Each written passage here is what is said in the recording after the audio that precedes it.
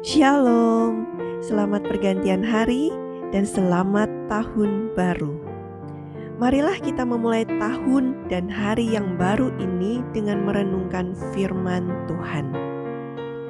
Renungan kita pada petang hari ini berjudul Pada Permulaan Tahun.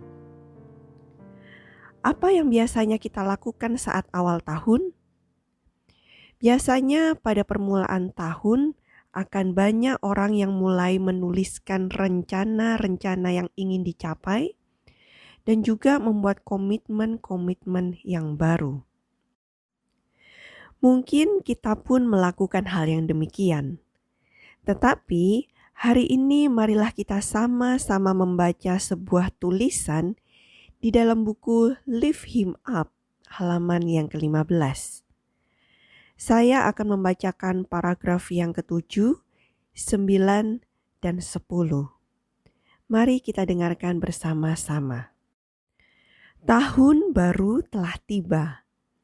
Namun, sebelum kita sambut kedatangannya, marilah kita berhenti sejenak untuk bertanya.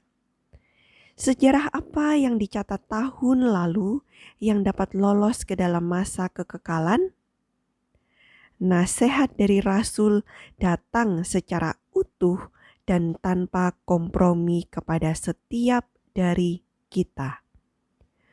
Ujilah dirimu sendiri. Apakah kamu tetap tegak di dalam iman? Selidikilah dirimu. 2 Korintus 13 ayat yang ke-5.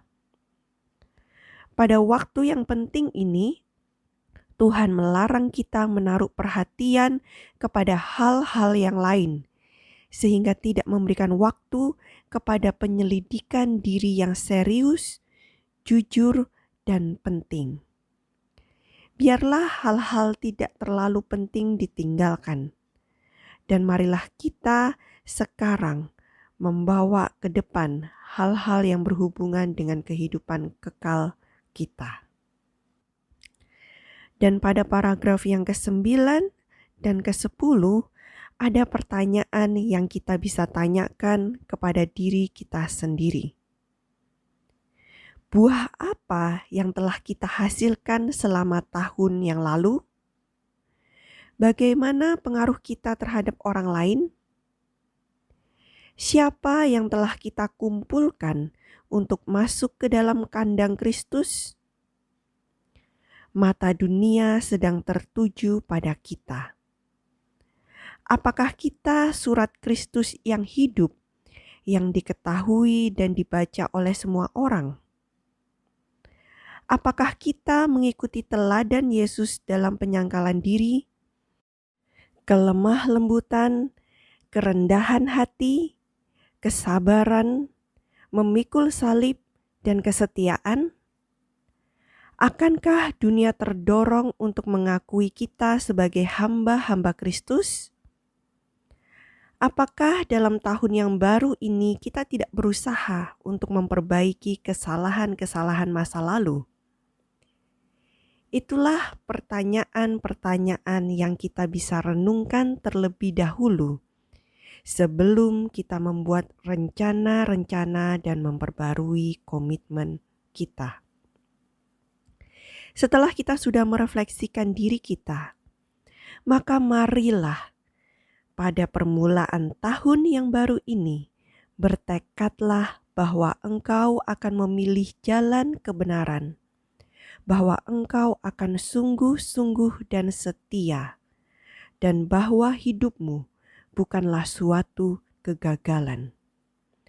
Diambil dari buku My Life Today, halaman 5, paragraf yang ke-4.